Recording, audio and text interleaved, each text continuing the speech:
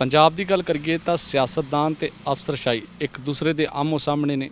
जेकर गल की जाए तो पिछले दिनी प्री कैबिनेट की बैठक के विच बहसबाजी होंदी है, जिस तो बाद मुख सकत्तर दे नाल जिहड़ी तलखबाजी होंदी है कई मंत्रियों की, ते मंत्री जिहड़े आ उस बैठक के विचों चले भी जाते हैं। मंत्रियों वालों उस तो बाद एकजुटता विखाई जाती है और मुख सकत्तर नूं लांभे करन दी जिहड़ी उन्हां दे वल्लों मुहिम विढ़ी जाती है, उस दे विच वो कामयाब होंदे भी नज़र आउंदे ने। साडे नाल राज सभा मैंबर प्रताप सिंह बाजवा ने गलबात करांगे कि बाजवा साहब सब तो पहला स्वागत है और असीं ये जानना चाहांगे कि तुसीं अफसरशाही दे नाल हो कि सियासतदानां दे नाल? देखो, मैं तो अपनी पार्टी के जोड़े साढ़े MLA ने, साढ़े मिनिस्टर ने, तो जिन्हों ने एक बड़ा जैनुअन इशू पंजाब की बेहतरी का उठाया, मैं उन्होंने नाल अफसरशाही नाल मैं इज्जत ते सन्मान उन्होंने जरूर करना, क्योंकि अफसरशाही भी बहुत अच्छे ऑफिसर्स भी है ने, पर जिथे कोई गलत कदम उठाया जा रहा है या कोई पॉलिसी मैटर्स दे विच पंजाब दे इंटरस्ट नूं छिक्के टंगिया जा रहा है, वो भावें सियासी आदमी करे तो मैं सियासी आदमी के खिलाफ आवाज़ उठावांगा, जे अफसर करता तो अफसर के खिलाफ उठावांगा। तो इस मसले में मैं समझना साढ़े जोड़े मंत्री साथी ने या साढ़े MLA साथियों ने जोड़े कोई मुद्दे चीफ मिनिस्टर साहब के सामने एक्साइज डिपार्टमेंट के उठाए ने, उहदे विच मैं मंत्रियों ते MLAs दे नाल। एक गल होर की जाए तो जिस समय कर्नल अवतार सिंह नूं इस अहुदे ते बिठाया गया सी, तो उस समय भी कैप्टन अमरिंदर सिंह दे वल्लों हालांकि कई जिहड़े होर लोग भी इस अहुदे दे लई काबिल सी, उन्हां दी जगह ते इन्हां नूं लिआंदा गया। तो फिर हुण अचानक दे विच अजिहा की हो गया कि सारे मंत्रियों नूं लगन लग गया कि ये काबिल अफसर नहीं सीगे, या फिर कह लीए कि इन्हां दे वल्लों जो तरीका वरत्या गया या कह लीए कि जो इन्हां ते इल्ज़ाम लगे आ उस दे बाबत इन्हां नूं बदलना पै गया एकदम?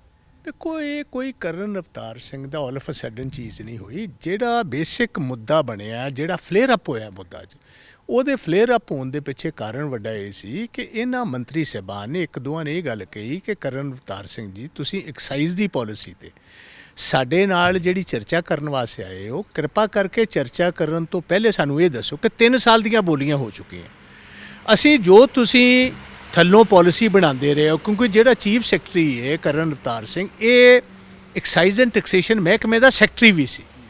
वैसे जनरली कभी नहीं होंदा कि चीफ सैकटरी अपने कोल कोई, क्योंकि वो सारे महकमे का ही इंचार्ज होंदा बेसिकली, बट उन्हें इंडिविजुअली भी एक डिपार्टमेंट रखा सी। उन्हें कहा जी कि पहले सानू बाकी गल्लां बाद च करांगे, तुसीं पहले सानू इस गल का जवाब दो कि पिछले 3 सालों हज़ारां करोड़ रुपए घट गए ने, हज़ारां करोड़, वो 1600 1700 कि 2000 कि इस तो वध दे वो पैसा घट गया।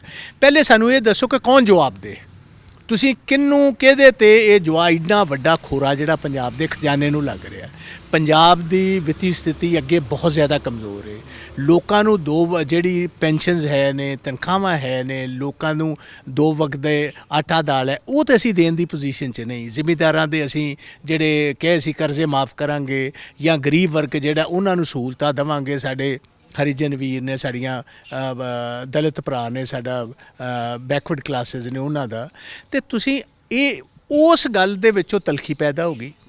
जो कहना इन्हां मंत्री साहबान का ये सी कि चीफ सैकटरी साहब का वतीरा इस तरह सी कि जिस तरह बहुत पावरफुल बंदा करदा है कि मैं तुहानूं जवाब दे नहीं है, इस ढंग की गल सी उन्हां दा तौर तरीका सी। ते मिनिस्टरां ने फिर इस जदों इन्हां ने ये चीज़ वेखी कि क्योंकि उत्थे होर भी बहुत सारे ऑफिसर्स बैठे सी कि साडी पोजीशन एम्बैरस होएगी या इहदी होर वैसा बसाई होएगी, होर अनप्लेजेंटनेस होएगी, उहदे नालों बैटर है कि तुसीं चुप होकर उठ के निकल आओ। तो वो अपनी मीटिंग चों पहले एक निकलिया, फिर दूजा, फिर तीजा, फिर चौथा, फिर सारे जने बाहर आ गए। सो ये रीजन एक होया जी। राजा वड़िंग वालों जोड़े ट्वीट करके इल्ज़ाम लगाए गए आ, लगता है कि उन्होंने सच्चाई हैगी है? देखो, जे सच्चाई ना होंदी तो फिर इन्हां कोलों सा कर्नल अवतार सिंह जी को महकमा क्यों लिया?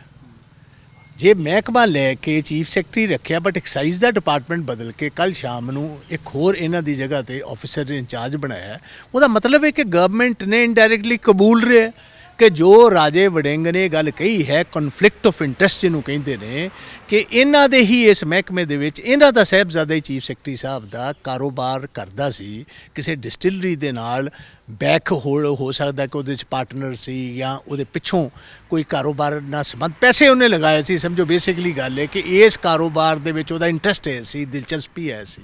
तो एक कॉन्फ्लिक्ट ऑफ इंटरस्ट किया जाता है, एक बहुत वड्डा एक गुनाह मन्निया जाता है एडमिनिस्ट्रेशन दे विच कि तुहाडा अफसर जिहड़ा, जिस तरह हाई कोर्ट्स तुसीं वेखो, ऑनरेबल हाई कोर्ट दे विच किसी जज दा लड़का उन्हां दे सामने पेश उस कचहरी च नहीं हो सकता।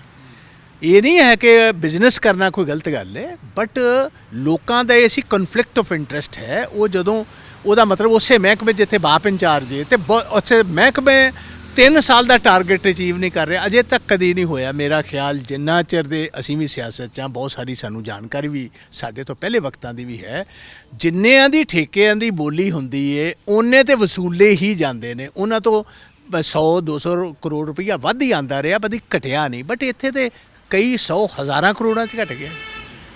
ਲੱਗਦਾ ਕਿ ਸਿਆਸਤਦਾਨ ਜੇਕਰ ਟਵੀਟ ਕਰ ਰਹੇ ਆ, ਇਲਜ਼ਾਮ ਤਰਾਸ਼ੀਆਂ ਕੀਤੀਆਂ ਜਾ ਰਹੀਆਂ, ਤਾਂ ਫਿਰ ਕਾਰਵਾਈ ਵੀ ਹੋਊਗੀ, ਕਿਉਂਕਿ ਕਿਤੇ ਨਾ ਕਿਤੇ ਇਹ ਵੀ ਚੀਜ਼ ਸਾਹਮਣੇ ਆ ਰਹੀ ਹੈ ਕਿ ਜੇਕਰ ਮੁੱਖ ਸਕੱਤਰ ਦੇ ਖਿਲਾਫ ਕਾਰਵਾਈ ਹੁੰਦੀ ਹੈ ਤਾਂ ਫਿਰ ਧਮਕੀਆਂ ਵੀ ਜਿਹੜੀਆਂ ਸ਼ੁਰੂ ਹੋ ਜਾਂਦੀਆਂ। ਜਿਸ ਤਰ੍ਹਾਂ ਇਹ ਵੀ ਗੱਲ ਸੁਣਨ ਨੂੰ ਆ ਰਹੀ ਹੈ ਕਿ ਚਰਨਜੀਤ ਚੰਨੀ ਨੂੰ ਧਮਕੀ ਦਿੱਤੀ ਗਈ ਹੈ ਕਿ ਪੁਰਾਣੇ ਕੇਸ ਜਿਹੜੇ ਆ ਖੋਲ੍ਹ ਲਏ ਜਾਣਗੇ, ਤਾਂ ਸਿਆਸਤਦਾਨਾਂ ਨੂੰ ਵੀ ਡਰ ਪੈ ਜਾਂਦਾ ਕਿ ਜੇਕਰ ਅਸੀਂ ਕੋਈ ਗਲਤੀਆਂ ਕੀਤੀਆਂ ਤਾਂ ਫਿਰ ਸਾਡੇ ਰਾਜ ਵੀ ਜਿਹੜੇ ਖੁੱਲ੍ਹ ਜਾਣਗੇ। ਦੇਖੋ, ਇੱਕ ਗੱਲ ਮੇਰੀ ਗੱਲ ਸੁਣ ਲਓ ਛੋਟੀ ਵੀਰ, ਸਿਆਸਤ ਦੇ ਵਿੱਚ ਬੜਾ ਕੁਝ ਹੁੰਦਾ, ਬੰਦੇ ਬੰਦੇ ਤੇ ਮੁਨੱਸਰ ਹੈ। ਜਿਹੜੇ ਲੋਕ ਸਾਫ਼ ਸੁਥਰੇ ਨੇ, ਆਪਣੀ ਛਵੀ ਚੰਗੀ ਰੱਖਦੇ ਨੇ, ਜਿਨ੍ਹਾਂ ਨੂੰ ਆਪਣੇ ਆਪ ਤੇ ਵਿਸ਼ਵਾਸ ਹੈ, ਉਹ ਧਮਕੀਆਂ ਤੋਂ ਕਦੀ ਨਹੀਂ ਡਰਦੇ। ਤੇ ਧਮਕੀ ਦੇਣ ਵਾਲੇ ਹਮੇਸ਼ਾ ਕਮਜ਼ੋਰ ਆਦਮੀ ਹੁੰਦੇ ਨੇ।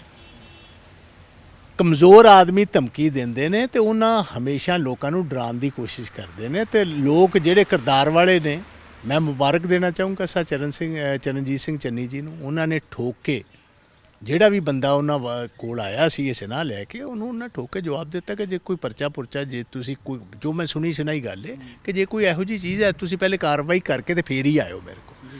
ਤੋ ਇਹ ਚੀਜ਼ਾਂ ਹੁੰਦੀਆਂ ਨੇ, ਸੋ ਹਮੇਸ਼ਾ ਹੁੰਦੀਆਂ ਆਈਆਂ ਨੇ। ਸੋ ਇਹ ਚੀਜ਼ ਮੇਰੇ ਖਿਆਲ ਗਲਤ ਪਰੰਪਰਾ ਹੈ। ਇਹ ਚੀਜ਼ਾਂ ਜਿਹੜੀਆਂ ਨੇ, ਜੇ ਜਿਸ ਤਰ੍ਹਾਂ ਅੱਜ ਮੈਂ ਸਵਾਲ ਕਰ ਰਿਹਾ ਕਿ ਚੀਫ ਮਿਨਿਸਟਰ ਸਾਹਿਬ ਤੁਹਾਡਾ ਮਹਿਕਮਾ, ਤੁਹਾਡੇ ਮਹਿਕਮੇ 'ਚੋਂ ਐਡਾ ਵੱਡਾ ਖੋਰਾ ਲੱਗ ਗਿਆ, ਰਿਸਪੌਂਸਿਬਿਲਿਟੀ ਇਹਦੇ ਵਿੱਚ ਤੁਹਾਡੀ ਵੀ ਹੈ, ਚੀਫ ਸੈਕਟਰੀ ਦੀ ਵੀ ਹੈ।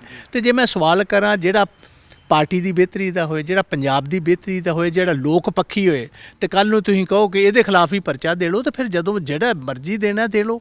ਉਹ ਲੋਕਾਂ ਨੂੰ ਸਿਆਸੀ ਲੋਕਾਂ ਨੂੰ ਜਿੱਥੇ ਮਾਣ ਮਿਲਦਾ, ਲੋਕਾਂ ਦਾ ਇੱਜ਼ਤ ਮਿਲਦਾ, ਉੱਥੇ ਦੁੱਖ ਤਕਲੀਫਾਂ ਵੀ ਉਹਨਾਂ ਨੂੰ ਝੱਲਣੀਆਂ ਪੈਂਦੀਆਂ ਨੇ। ਤੇ ਤਗੜੇ ਬੰਦੇ ਦੁੱਖ ਤਕਲੀਫਾਂ ਚੱਲਦੇ ਵੀ ਨੇ, ਇਨਕੁਆਇਰੀਆਂ ਵੀ ਚੱਲਦੇ ਨੇ, ਕੇਸ ਵੀ ਚੱਲਦੇ ਨੇ।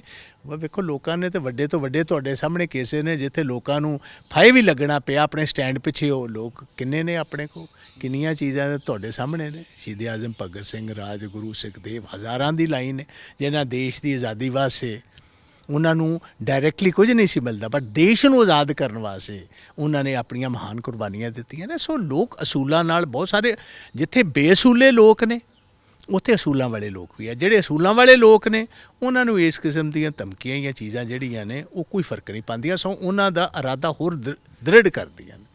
ਹਾਂਜੀ, ਜਿਸ ਤਰ੍ਹਾਂ ਤੁਸੀਂ ਇਹ ਵੀ ਸਵਾਲ ਚੁੱਕੇ ਸੀ ਕਿ ਸ਼ਰਾਬ ਦੀ ਹੋਮ ਡਿਲੀਵਰੀ ਸ਼ੁਰੂ ਕੀਤੀ ਗਈ ਹੈ, ਹਾਲਾਂਕਿ ਇਹ ਇਲਜ਼ਾਮ ਜਿਹੜੇ ਆ ਵਿਰੋਧੀ ਧਿਰ ਤਾਂ ਲਾਉਂਦੀ ਰਹੀ ਹੈ ਕਿ ਸ਼ਰਾਬ ਦੀ ਹੋਮ ਡਿਲੀਵਰੀ ਨਹੀਂ ਹੋਣੀ ਚਾਹੀਦੀ ਸੀ। ਉਸ ਤੋਂ ਬਾਅਦ ਕਾਂਗਰਸ ਦੇ ਵਿੱਚੋਂ ਵੀ ਬਾਗੀ ਸਿਰਾਂ ਉੱਠਣ ਲੱਗੀਆਂ ਕਿ ਇਹ ਚੀਜ਼ ਨਹੀਂ ਹੋਣੀ ਚਾਹੀਦੀ, ਕਿਉਂਕਿ ਜਿਸ ਤਰ੍ਹਾਂ ਦਾ ਮੈਨੀਫੈਸਟੋ ਸਰਕਾਰ ਦਾ ਸੀਗਾ ਚੋਣਾਂ ਤੋਂ ਪਹਿਲਾਂ, ਤਾਂ ਉਹਦੇ ਵਿੱਚ ਘਰ ਘਰ ਤੋਂ ਨਸ਼ਾ ਦੂਰ ਕਰਨ ਦੀ ਗੱਲ ਹੋਈ ਸੀ।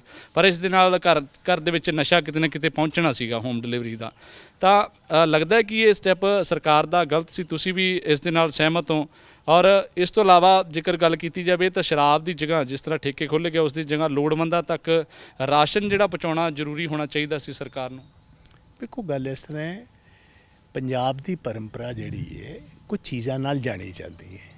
ਪਹਿਲੀ ਗੱਲ ਤੇ ਧਰਤੀ ਹੈ ਗੁਰੂਆਂ ਦੀ, ਪੀਰਾਂ ਦੀ, ਪੈਗੰਬਰਾਂ ਦੀ ਤੇ ਸੂਰਬੀਰਾਂ ਦੀ। ਪਹਿਚਾਣ ਸੂਰਬੀਰਾਂ ਦੀ ਰਹੀ ਹੈ। ਮਹਾਰਾਜਾ ਰਣਜੀਤ ਸਿੰਘ, ਬਾਬਾ ਦੀਪ ਸਿੰਘ ਜੀ, ਬੰਦਾ ਸਿੰਘ ਬਹਾਦਰ ਜੀ, ਹਰੀ ਸਿੰਘ ਨਲੂਆ ਜੀ, ਜਾਂ ਖਿਡਾਰੀਆਂ ਨਾਲ ਰਹੀ ਹੈ, ਰੁਸਤਮ ਹਿੰਦਾਰਾ ਸਿੰਘ ਨਾਲ, ਫਲਾਇੰਗ ਸਿੱਖ ਮਿਲਖਾ ਸਿੰਘ ਜੀ ਦੇ ਨਾਲ, hockey visit sir Balbir Singh senior ਦੇ ਨਾਲ, ਬਹੁਤ ਗਾਮਾ ਪਹਿਲਵਾਨ, ਬਹੁਤ ਸਾਰੇ ਲੋਕਾਂ ਦੀ ਖਿਡਾਰੀਆਂ ਨਾਲ ਪਹਿਚਾਣ ਰਹੀ ਹੈ। ਇਹਦੀ ਪਹਿਚਾਣ ਦੁੱਧ ਨਾਲ ਰਹੀ, ਲੱਸੀ ਨਾਲ ਰਹੀ ਹੈ, ਘਿਓ ਨਾਲ ਰਹੀ ਹੈ, ਛਿੰਝਾਂ ਨਾਲ ਰਹੀ ਹੈ, ਭਲਵਾਨਾਂ ਨਾਲ ਰਹੀ ਹੈ। ਇਹਦੀ ਪਹਿਚਾਣ ਕਦੀ ਸ਼ਰਾਬੀਆਂ ਨਾਲ ਤੇ ਅਮਲੀਆਂ ਨਾਲ ਨਹੀਂ ਰਹੀ। ਗਵਰਨਮੈਂਟ ਨੂੰ ਮੈਂ ਇਹੀ ਗੁਜ਼ਾਰਿਸ਼ ਪਹਿਲੇ ਵੀ ਕੀਤੀ ਸੀ, ਮੈਂ ਇਹਦੀ ਟਿਕਾ ਕੇ ਵਿਰੋਧਤਾ ਕੀਤੀ ਸੀ ਕਿ ਸਾਡੀ ਪਰੰਪਰਾ ਹੈ ਨਹੀਂ, ਇਹਦੇ ਨਾਲ ਡੋਮੈਸਟਿਕ ਵਾਇਲੈਂਸ ਵਧੇਗਾ। ਅਸੀਂ ਆਪਣੇ ਨੌਜਵਾਨ ਬੱਚਿਆਂ ਨੂੰ ਕੀ ਪ੍ਰੇਰਨਾ ਦੇਵਾਂਗੇ ਕਿ ਤੁਹਾਡੀ ਸਰਕਾਰ ਜਿਹੜੀ ਕਹਿ ਗਈ ਸੀ ਕਿ ਅਸੀਂ ਘਰੋਂ ਘਰ ਨੌਕਰੀ ਦਾਂਗੇ, ਘਰੋਂ ਘਰ ਨੌਕਰੀ ਤੇ ਚਲੋ ਅਜੇ ਨਹੀਂ ਪਹੁੰਚ ਪਾਈ, ਤੇ ਅਸੀਂ ਘਰੋਂ ਘਰ ਸ਼ਰਾਬ ਪਹੁੰਚਾਉਣ ਦੀ ਗੱਲ ਕਰ ਰਹੇ ਹਾਂ। ਉਹ ਪਾਰਟੀ ਕਰ ਰਹੀ ਹੈ ਜਿਸ ਪਾਰਟੀ ਨੇ ਪਹਿਲੇ ਇਹ ਲੋਕਾਂ ਨੂੰ ਯਕੀਨ ਦਿਵਾਇਆ ਸੀ ਕਿ ਨਸ਼ਾ ਜਿਹੜਾ ਹੈ ਅਸੀਂ ਰੋਕਾਂਗੇ, ਨਸ਼ੇ ਖਿਲਾਫ ਅਸੀਂ ਲੜਾਈ ਲੜਾਂਗੇ, ਇਹਦਾ ਬਿਲਕੁਲ ਅਸੀਂ ਇਹਨੂੰ ਪਾਬੰਦ ਕਰਾਂਗੇ ਇਸ ਨਸ਼ੇ ਨੂੰ। ਤੇ ਜੇ ਨਸ਼ੇ ਰੋਕਣ ਦੇ ਬਜਾਏ ਅਸੀਂ ਘਰੋਂ ਘਰ ਸਪਲਾਈ ਸ਼ੁਰੂ ਕਰ ਲਾਂਗੇ, ਇਹਦਾ ਇੱਕ ਮੈਸੇਜ ਬਹੁਤ ਬੜਾ ਹੈ। ਤੋ ਇਸ ਗੱਲ ਕਰ ਮੈਂ ਤੇ ਇਹਦੀ ਵਿਰੋਧਤਾ ਟਿਕਾ ਕੇ ਕੀਤੀ ਹੈ, ਤੇ ਮੈਨੂੰ ਪੂਰਨ ਆਸ ਹੈ ਕਿ ਇਹ ਜਿਹੜਾ ਫੈਸਲਾ ਹੈ, ਜਿਹੜਾ ਐਂਟੀ ਪੰਜਾਬ ਹੈ, ਜਿਹੜਾ ਪੰਜਾਬੀਅਤ ਦੇ ਖਿਲਾਫ ਹੈ, ਇਹ ਅਸੀਂ ਨੇਪਰੇ ਨਹੀਂ ਚੜ੍ਹਨ ਦਾਂਗੇ। ਕਰੋਨਾ ਮਹਾਮਾਰੀ ਨੂੰ ਲੈ ਕੇ ਚਲੋ ਸਵਾਲ ਉੱਠ ਰਹੇ ਸਰਕਾਰ ਦੇ ਉੱਤੇ, ਜੋ ਕੁਝ ਕਰਨਾ ਚਾਹੀਦਾ ਸੀ ਸਰਕਾਰ ਸ਼ਾਇਦ ਨਹੀਂ ਕਰ ਪਾਈ ਹੈ ਨਾ। ਲੋਕ ਕਹਿ ਰਹੇ ਕਿ ਸਾਡੇ ਤੱਕ ਰਾਸ਼ਨ ਨਹੀਂ ਪਹੁੰਚਿਆ, ਹੋਰ ਵੀ ਕਈ ਤਰ੍ਹਾਂ ਦੀਆਂ ਮੁਸ਼ਕਲਾਂ ਲੋਕਾਂ ਨੂੰ ਆ ਰਹੀਆਂ। ਤੇ ਜੇਕਰ ਆਪਾਂ ਗੱਲ ਕੀਤੀ ਕਰੀਏ ਤਾਂ ਲੱਗਦਾ ਹੈ ਸਰਕਾਰ ਦੇ ਜੋ ਟਾਈਮ ਹੁਣ ਹੋ ਚੁੱਕਿਆ, ਸਰਕਾਰ ਨੇ ਜਿੰਨਾ ਸਮਾਂ ਸੱਤਾ ਦੇ ਵਿੱਚ ਬਿਤਾ ਲਿਆ, ਤਾਂ ਲੱਗਦਾ ਹੈ ਜੋ ਪਹਿਲਾਂ ਜਿਹੜੀਆਂ ਲੋਕਾਂ ਨੂੰ ਕਹੀਆਂ ਗਈਆਂ ਸੀ ਗੱਲਾਂ, ਜੋ ਵਾਅਦੇ ਕੀਤੇ ਗਏ ਸੀ, ਉਹ ਪੂਰੇ ਹੋਏ ਆ ਜਾਂ ਹੋ ਜਾਣਗੇ? ਦੇਖੋ ਛੁੱਟਵੀਰ, ਇਹ ਗੱਲ ਦਾ ਜਵਾਬ ਤੇ ਕੈਪਟਨ ਅਮਰਿੰਦਰ ਸਿੰਘ ਦੇਣਗੇ ਤੇ ਲੋਕ ਦੇਣਗੇ। ਮੈਂ ਤੇ ਕਿਉਂਕਿ ਰਾਜ ਸਭਾ ਦਾ ਮੈਂਬਰ ਹਾਂ, ਮੈਂ ਇਸ ਗੱਲ ਦਾ ਜਵਾਬ ਤੇ ਨਹੀਂ ਦੇ ਸਕਦਾ। ਬਟ ਜਿਸ ਤਰ੍ਹਾਂ ਆਰਥਿਕ ਸਥਿਤੀ ਸਾਡੀ ਕਮਜ਼ੋਰ ਹੁੰਦੀ ਜਾ ਰਹੀ ਹੈ, ਜਿਸ ਤਰ੍ਹਾਂ ਕੱਲ੍ਹ ਹੀ chief minister captain Amarinder Singh Narendra Modi ji ਦੀ ਪ੍ਰੈਸ ਕਾਨਫਰੰਸ 'ਚ ਜ਼ਿਕਰ ਕਰ ਰਹੇ ਸੀ ਕਿ ਸਾਡੀ ਮਾਲੀ ਪੋਜੀਸ਼ਨ ਬਹੁਤ ਕਮਜ਼ੋਰ ਹੈ। ਜਿੱਥੇ ਮਹੀਨੇ ਦਾ ਸਾਨੂੰ ਤਕਰੀਬਨ 4000 ਕਰੋੜ ਆਉਣਾ ਚਾਹੀਦਾ ਸੀ, ਉਹਦੇ 'ਚ ਸਾਨੂੰ 400 ਕਰੋੜ ਰੁਪਈਆ ਆ ਰਿਹਾ। ਤੇ ਮੈਨੂੰ ਤਾਂ ਇਸ ਗੱਲ ਦਾ ਡਰ ਪਿਆ ਕਿ ਲੋਕਾਂ ਦੀਆਂ ਅਸੀਂ ਤਨਖਾਹਾਂ ਕਿਸ ਤਰ੍ਹਾਂ ਦੇਣੀਆਂ, ਉਹਨਾਂ ਦੀਆਂ ਪੈਨਸ਼ਨਸ ਕਿਸ ਤਰ੍ਹਾਂ ਦੇਣੀਆਂ। ਇਹ ਕਿਤੇ ਇੱਕ ਨਵੀਂ ਲੜਾਈ ਨਾ ਸ਼ੁਰੂ ਹੋ ਜੇ, ਕਿਤੇ ਇੱਥੇ ਕਲਾਸ ਵਾਰ ਨਾ ਸ਼ੁਰੂ ਹੋ ਜੇ। ਲੋਕਾਂ ਦੇ ਵਿੱਚ ਨੌਕਰੀਆਂ ਹੈ ਨਹੀਂ, ਲੋਕਾਂ ਕੋਲ ਕਾਰੋਬਾਰ ਹੈ ਨਹੀਂ। ਜੇ ਮੁਲਾਜ਼ਮਾਂ ਦੀਆਂ ਤਨਖਾਹਾਂ ਤੇ ਪੈਨਸ਼ਨਾਂ ਹੀ ਨਾ ਪਹੁੰਚ ਸਕੀਆਂ, ਤੇ ਗਵਰਨਮੈਂਟ ਸਾਹਮਣੇ ਤਾਂ ਬਹੁਤ ਵੱਡੇ ਚੈਲੰਜਸ ਨੇ। ਇਸੇ ਗੱਲ ਕਾਰਨ ਅਸੀਂ ਕਹਿੰਦੇ ਕਿ ਐਡਾ ਵੱਡਾ ਖੋਰਾ ਲੱਗਾ ਤੇ ਇਹਦੀ ਇਨਕੁਆਇਰੀ ਕਿਉਂ ਨਾ ਹੋਏ। ਤਾਂ ਮੈਂ ਅਪੀਲ ਕਰਨਾ ਤੁਹਾਡੇ ਟੀਵੀ ਚੈਨਲ ਦੇ ਜ਼ਰੀਏ ਕਿ ਕੈਪਟਨ ਸਾਹਿਬ, ਜੇ ਤੁਸੀਂ ਇਸ ਮਸਲੇ ਦੇ ਵਿੱਚੋਂ ਆਪਣੀ ਛਵੀ ਸਾਫ਼ ਕਰਕੇ ਨਿਕਲਣੀ ਕੱਢਣਾ ਚਾਹੁੰਦੇ ਹੋ, ਪਾਕ ਹੋ ਕੇ ਇਹਦੇ 'ਚ ਸਮਝੋ ਇੱਕ ਸਾਫ਼ ਸੁਥਰੇ ਤੁਸੀਂ ਨਿਕਲਣਾ ਚਾਹੁੰਦੇ ਹੋ, ਤਾਂ ਤੁਸੀਂ ਸੈਂਟਰ ਦੀ ਜਿਹੜੀ ਏਜੰਸੀ CBI ਉਹਨੂੰ ਕੇਸ ਦਿਓ, ਟਾਈਮ ਬਾਉਂਡ ਕਰੋ, ਤੇ ਉਹਨੂੰ ਕਹੋ ਕਿ ਲੱਭੋ ਬੰਦੇ ਕੌਣ ਜ਼ਿੰਮੇਵਾਰ ਨੇ। ਅਖੀਰ ਜੇ ਐਡਾ ਵੱਡਾ ਖੋਰਾ ਲੱਗਿਆ, ਉਹਦੇ ਵਾਸਤੇ ਜਿਹੜੀ ਇੰਟਰ ਸਟੇਟ ਸਮਗਲਿੰਗ ਹੋ ਰਹੀ ਹੈ, ਕਿਹੜੇ ਬੰਦੇ ਕਰ ਰਹੇ ਨੇ। ਜੇ ਆ ਤੁਹਾਡੀਆਂ ਡਿਸਟਿਲਰੀਆਂ 'ਚੋਂ ਸ਼ਰਾਬ ਨਿਕਲ ਰਹੀ ਹੈ 2 ਨੰਬਰ ਦੀ, ਤੇ ਚੋਰੀ ਟੈਕਸ ਜਿਹੜੀ ਗਵਰਨਮੈਂਟ ਨੂੰ ਟੈਕਸ ਜਾਣਾ ਚਾਹੀਦਾ, ਉਹਦੀ ਚੋਰੀ ਹੋ ਰਹੀ ਵੱਡੇ ਪੈਮਾਨੇ ਤੇ ਕਈ 100 ਕਰੋੜਾਂ 'ਚ, ਉਹ ਕਿਹੜੀਆਂ ਫਰਮਾਂ ਨੇ ਕਰ ਰਹੀਆਂ। ਜਿਹੜੀਆਂ ਇੱਥੇ ਇਲਿਸਿਟ ਡਿਸਟਿਲਰੀਆਂ ਚੱਲ ਰਹੀਆਂ, ਜਿਹੋ ਜੀ ਖੰਨੇ ਫੜੀ ਗਈ ਹੈ, ਜਿਹਦੇ ਕੋਲ ਲਾਇਸੈਂਸ ਵੀ ਹੈ ਨਹੀਂ, ਤੇ ਉਹ ਰੋਜ਼ ਦੀ 2000 ਪੇਟੀ ਬਣਾ ਰਹੇ ਨੇ, 2 ਮਹੀਨੇ ਦੀ 2000 ਪੇਟੀ ਬਣਾ ਰਹੇ। ਇਹੋ ਜਿਹੇ ਕਿੰਨੇ ਕਿੱਥੇ ਇਸ ਕਿਸਮ ਦੇ ਜਿਹੜੇ ਨੇ ਐਡਮਿਨਿਸਟ੍ਰੇਸ਼ਨ ਨਾਲ ਰਲ ਕੇ ਜਾਂ ਹੋਰ ਮਹਿਕਮਿਆਂ ਨਾਲ ਰਲ ਕੇ ਇਸ ਕਿਸਮ ਦੀਆਂ ਸ਼ਰਾਬ ਦੀਆਂ ਫੈਕਟਰੀਆਂ ਚੱਲ ਰਹੀਆਂ, ਜਿਹੜਾ ਖੋਰਾ ਅਸਲ 'ਚ ਪੰਜਾਬ ਸਰਕਾਰ ਨੂੰ ਜਿਹੜਾ ਪੈਸਾ ਜਾਣਾ ਚਾਹੀਦਾ ਹੋਰ ਲੋਕਾਂ ਦੀਆਂ ਜੇਬਾਂ 'ਚ ਆ ਰਿਹਾ। ਇਸ ਗੱਲ ਦੀ ਘੋਖ ਕੀਤੀ ਜਾਏ, ਜਿਹੜੇ ਬੰਦੇ ਰਿਸਪੌਂਸਿਬਲ ਨੇ ਉਹਨਾਂ ਦੇ ਕੇਸ ਰਜਿਸਟਰ ਕੀਤੇ ਜਾਣ, ਉਹਨਾਂ ਕੋਲੇ ਸਾਰਾ ਬਕਾਇਆ ਜਿਹੜਾ ਸਾਡੇ ਘਾਟੇ ਦਾ, ਉਹਨਾਂ ਕੋਲ ਜਿਸ ਤਰ੍ਹਾਂ ਹੁਣ ਵਿਜੇ ਮਾਲੀਆ ਭੱਜਿਆ ਜਾਂ ਨੀਰਵ ਮੋਦੀ ਭੱਜਿਆ ਜਾਂ ਕੋਈ ਵੀ ਭੱਜਿਆ, ਤੇ ਗਵਰਨਮੈਂਟ ਨੇ ਉਹਨਾਂ ਦੇ ਵਾਰੰਟ ਕੱਢੇ ਨੇ, ਉਹਨਾਂ ਦੀਆਂ ਜਾਇਦਾਦਾਂ ਸਾਰੀਆਂ ਜ਼ਬਤ ਕਰ ਲਈਆਂ। ਜੇ ਆਣਗੇ ਤਾਂ ਉਹਨਾਂ ਨੂੰ ਪੈਸੇ ਦੇਣੇ ਪੈਣਗੇ। ਸੋ ਇਹ ਕਰੋੜਾਂ ਅਰਬਾਪਤੀ ਲੋਕ ਨੇ, ਇਹਨਾਂ ਕੋ ਪੂਰਾ ਕੀਤਾ ਜਾਏ ਘਾਟਾ ਜੀ। ਇੱਕ ਗੱਲ ਹੋਰ ਬਾਜਵਾ ਸਾਹਿਬ, ਜਿਸ ਤਰ੍ਹਾਂ ਤੁਸੀਂ ਇਲਜ਼ਾਮ ਲਗਾਏ ਆ ਕਿ ਨਜਾਇਜ਼ ਜਿਹੜੀਆਂ ਫੈਕਟਰੀਆਂ ਚੱਲ ਰਹੀਆਂ, ਤਾਂ ਇਹ ਸਿਆਸਤਦਾਨਾਂ ਦੀ ਸ਼ਹਿ ਤੋਂ ਬਿਨਾਂ ਨਹੀਂ ਹੋ ਸਕਦਾ। ਕੀ ਲੱਗਦਾ ਜੇਕਰ ਇਨਕੁਆਇਰੀ ਹੋਊਗੀ ਤਾਂ ਕਾਂਗਰਸ ਤੇ ਆਪਣੀ ਸਿਆਸਤਦਾਨ ਇਸ ਦੇ ਵਿੱਚ ਕਾਬੂ ਆ ਜਾਣਗੇ? ਨਹੀਂ, ਇਹ ਨਹੀਂ। ਮੈਂ ਵੇਖੋ, ਤੁਸੀਂ ਮੇਰੇ ਮੂੰਹ 'ਚ ਸ਼ਬਦ ਨਾ ਪਾਓ। ਜੋ ਸਾਨੂੰ ਵੇਖੋ, ਅਸੀਂ ਤੇ ਲੇਮੈਨ ਆ, ਜੋ ਸਾਨੂੰ ਪਤਾ ਲੱਗ ਰਿਹਾ ਅਸੀਂ ਉਹੀ ਸਾਹਮਣੇ ਰੱਖ ਰਹੇ ਹਾਂ। ਕਿਹਦੀਆਂ ਹੈ ਨੇ, ਕੌਣ ਉਹ ਹੈ ਨੇ, ਕੋਈ 15-16 ਇੱਥੇ ਡਿਸਟਿਲਰੀਜ਼ ਨੇ, ਕੋਈ ਇੱਕ ਬੰਦੇ ਦੀ ਤੇ ਹੈ ਨਹੀਂ ਸਾਰੀਆਂ। ਜਿਹੜਾ ਵੀ ਕਰਦਾ ਕਿਸੇ ਪਾਰਟੀ ਨਾਲ ਵੀ ਤਲਕ ਰੱਖਦਾ ਹੈ, ਉਹ ਸਾਰੇ ਬੰਦੇ ਜਿਹੜੇ ਨੇ ਲੋਕਾਂ ਨੂੰ ਪਤਾ ਲੱਗਣੇ ਚਾਹੀਦੇ ਨੇ। ਇਸ ਕਿਸਮ ਦਾ ਤੇ ਗੁਨਾਹ ਕੋਈ ਕੀਤਾ ਨਹੀਂ ਜਾ ਸਕਦਾ। ਤੁਸੀਂ ਸਮਝਦੇ ਹੋ ਨਾ, ਕਈ ਕਿਸਮ ਦੀਆਂ ਹੁਣ ਫਾਰਮਾਸਿਊਟੀਕਲ ਫੈਕਟਰੀਆਂ ਨੇ, ਉਹ ਕਈ ਇਹੋ ਜਿਹੇ ਡਰੱਗਸ ਬਣਾਉਂਦੀਆਂ ਨੇ ਜਿਹੜੀਆਂ ਬਾਹਰ ਵੇਚ ਨਹੀਂ ਸਕਦੇ, ਗਵਰਨਮੈਂਟ ਵੱਲੋਂ ਪਾਬੰਦੀ ਹੈ। ਹੁਣ ਉਹ ਬਾਹਰ ਵੇਚਣਾ ਸ਼ੁਰੂ ਕਰ ਦੇਣ ਤੇ ਨਜਾਇਜ਼ ਹੋ ਗਈ, ਬਣਾਉਣਾ ਜਾਇਜ਼ ਹੈ। ਡਿਸਟਿਲਰੀਆਂ ਵਿੱਚ ਸ਼ਰਾਬ ਬਣਨੀ ਜਾਇਜ਼ ਹੈ, ਬਟ ਟੈਕਸ ਤੋਂ ਬਿਨਾਂ ਸ਼ਰਾਬ ਨਿਕਲੇ ਉਹ ਨਜਾਇਜ਼ ਹੈ। ਉਹ ਆਇਡੈਂਟੀਫਾਈ ਗਵਰਨਮੈਂਟ ਕੋਈ ਪ੍ਰੋਬ ਤੋਂ ਬਾਅਦ ਕਰੇ। ਜਿਹੜਾ ਵੀ ਹੋਏਗਾ, ਜਿਹੜਾ ਵੀ ਆਦਮੀ ਭਾਵੇਂ ਪੋਲੀਟੀਕਲ ਹੋਏ, ਨਾਨ ਪੋਲੀਟੀਕਲ ਹੋਏ, ਬਿਜ਼ਨਸਮੈਨ ਹੋਏ, ਜਿਹੜੇ ਬੰਦੇ ਵੀ ਇਨਵੋਲਡ ਨੇ, ਇਹੀ ਅਸੀਂ ਕਹਿ ਰਹੇ ਹਾਂ ਕਿ ਉਹਨਾਂ ਸਾਰਿਆਂ ਨੂੰ ਆਪਣਾ ਇਮਾਨਦਾਰੀ ਨਾਲ ਕੰਮ ਕਰਦਾ ਹੋਏ ਤਾਂ ਕਿਸੇ ਨੂੰ ਕੀ ਤਕਲੀਫ ਹੈ ਇਸ ਗੱਲ 'ਚ। ਸੋ ਇਹ ਸਾਰਾ ਪਰਦਾਫਾਸ਼ ਹੋਣਾ ਚਾਹੀਦਾ ਕਿ ਕੌਣ ਬੰਦੇ ਨੇ। ਮੋਦੀ ਸਾਹਿਬ ਦੇ ਵੱਲੋਂ ਪੈਕੇਜ ਦਾ ਐਲਾਨ ਕੀਤਾ ਗਿਆ, ਸਪੈਸ਼ਲ ਪੈਕੇਜ। ਕੀ ਲੱਗਦਾ ਪੰਜਾਬ ਦੇ ਲਈ ਵੀ ਕੁਝ ਵੱਖਰਾ ਜਿਹੜਾ ਮਿਲੇਗਾ? ਕਿਉਂਕਿ ਜਿਹੜੀ ਸਿਆਸਤ ਹੈ ਕਿਤੇ ਨਾ ਕਿਤੇ ਹੁੰਦੀ ਨਜ਼ਰ ਆ ਰਹੀ ਹੈ। ਪੰਜਾਬ ਕਹਿ ਰਿਹਾ ਕਿ ਕੇਂਦਰ ਸਰਕਾਰ ਦੇ ਵੱਲੋਂ ਰਾਸ਼ੀ ਜਿਹੜੀ ਨਹੀਂ ਭੇਜੀ ਗਈ ਪੰਜਾਬ ਨੂੰ ਭੇਜੀ ਜਾਣੀ ਚਾਹੀਦੀ ਸੀ, ਪਰ ਕੇਂਦਰ ਕਹਿ ਰਹੀ ਹੈ ਕਿ ਸਾਡੇ ਵੱਲੋਂ ਜਿਹੜੇ ਜਿੰਨਾ ਅਸੀਂ ਕਰ ਸਕਦੇ ਸੀ ਹੁਣ ਤੱਕ ਕਰਨ ਦੀ ਕੋਸ਼ਿਸ਼ ਕੀਤੀ ਗਈ ਹੈ। ਹੁਣ ਵਾਲੇ ਪੈਕੇਜ ਦੇ ਵਿੱਚ ਕੁਝ ਲੱਗਦਾ ਪੰਜਾਬ ਲਈ ਖਾਸ ਹੋਊਗਾ? ਦੇਖੋ ਕੱਲਾ ਪੰਜਾਬ ਵਾਸਤੇ ਤੇ ਮੈਨੂੰ ਨਹੀਂ ਲੱਗਦਾ ਕੁਝ ਇਹਦੇ 'ਚ ਹੋਏਗਾ, ਨਾ ਇਹ ਕੋਈ ਸਟੇਟ ਸਪੈਸੀਫਿਕ ਹੈ, ਇਹ ਇੰਡੀਆ ਸਪੈਸੀਫਿਕ ਹੈ, ਇਹ ਏਰੀਆ ਸਪੈਸੀਫਿਕ ਹੈ, ਇੰਡਸਟਰੀ ਸਪੈਸੀਫਿਕ ਹੈ। ਜੇ ਹੋਏਗਾ ਜਿਸ ਤਰ੍ਹਾਂ ਸਮਾਲ ਸਕੇਲ ਇੰਡਸਟਰੀ ਸਾਰੇ ਹਿੰਦੁਸਤਾਨ ਦੀ, ਉਹ ਭਾਵੇਂ ਲੁਧਿਆਣੇ 'ਚ ਹੋਏ, ਭਾਵੇਂ ਜਲੰਧਰ 'ਚ ਹੋਏ, ਭਾਵੇਂ ਅੰਮ੍ਰਿਤਸਰ 'ਚ ਹੋਏ, ਭਾਵੇਂ ਬਟਾਲੇ 'ਚ ਹੋਏ, ਕੋਈ ਇਹ ਨਹੀਂ ਕੀਤਾ ਜਾ ਸਕਦਾ ਇਕੱਲੇ ਪੰਜਾਬ ਨੂੰ ਦੇ ਦਿਓ। ਦੂਜੀ ਗੱਲ ਹੈ ਕਿ ਅੱਜ ਹੀ ਇੰਟਰਵਿਊ ਫਾਈਨੈਂਸ ਮਿਨਿਸਟਰ ਨੇ ਦਿੱਤੀ ਜਿਹੜੀ ਮੈਂ ਨਹੀਂ ਸੁਣ ਸਕਿਆ, ਉਹਨਾਂ ਨੇ ਕਿਉਂਕਿ ਮੋਦੀ ਸਾਹਿਬ ਨੇ ਤਾਂ 20 ਲੱਖ ਕਰੋੜ ਦੀ ਗੱਲ ਕੀਤੀ ਕਿ ਟੋਟਲ ਜਿੰਨਾ ਹਿੰਦੁਸਤਾਨ ਦੀ GDP ਉਹਦਾ 10%, ਬੜੀ ਵੱਡੀ ਗੱਲ ਹੈ ਕਿ ਅਸੀਂ ਸਟਿਮੂਲਸ ਦੇ ਰਹੇ ਹਾਂ। ਜਿਸ ਤਰ੍ਹਾਂ ਅਮਰੀਕਨ ਪ੍ਰੈਜ਼ੀਡੈਂਟ ਨੇ ਉੱਥੇ ਅਮਰੀਕਾ 'ਚ ਦਿੱਤਾ ਸੀ, ਉਹਦੇ 'ਚੋਂ ਐਕਚੁਅਲ ਬੰਦਿਆਂ ਦੇ ਹੱਥ 'ਚ ਕੀ ਆਉਂਦਾ ਇਹ ਤਾਂ ਹੁਣ ਤਾਂ ਹੀ ਪਤਾ ਲੱਗੇਗਾ ਜੋ ਹੱਥ 'ਚ ਆਏਗਾ। ਸਟੇਟ ਸਪੈਸੀਫਿਕ ਨਹੀਂ ਹੈ ਕੁਝ ਇਹਦੇ ਵਿੱਚ।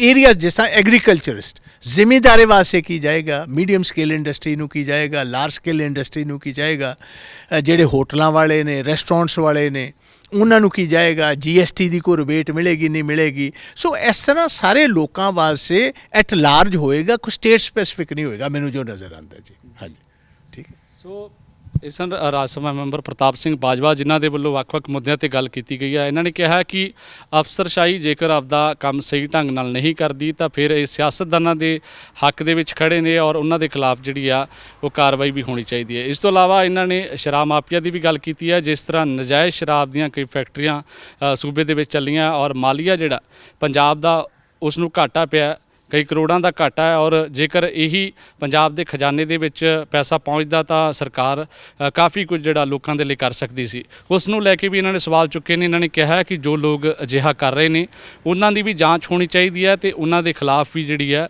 ਉਹ ਕਾਰਵਾਈ ਹੋਣੀ ਚਾਹੀਦੀ ਹੈ ਤਾਂ ਜੋ ਪੰਜਾਬ ਦਾ ਜਿਹੜਾ ਖਜ਼ਾਨਾ ਆ ਉਹ ਖਾਲੀ ਹੋ ਰਿਹਾ ਉਸ ਨੂੰ ਬਚਾਇਆ ਜਾ ਸਕੇ। ਉਹਨਾਂ ਨੇ ਕੈਪਟਨ ਅਮਰਿੰਦਰ ਸਿੰਘ ਨੂੰ ਵੀ ਇਹੀ ਗੱਲ ਕਹੀ ਹੈ ਕਿ ਤੁਹਾਡੇ ਅੰਡਰ ਹੀ ਜਿਹੜਾ ਮਹਿਕਮਾ ਆ ਉਸ ਨੂੰ ਤੁਸੀਂ ਆਪ ਜਿਹੜੀ ਹੈ ਜਾਂਚ ਦੀ ਮੰਗ ਕਰੋ, CBI ਤੋਂ ਜਾਂਚ ਕਰਵਾਓ ਤਾਂ ਜੋ ਦੁੱਧ ਦਾ ਦੁੱਧ ਤੇ ਪਾਣੀ ਦਾ ਪਾਣੀ ਹੋ ਸਕੇ।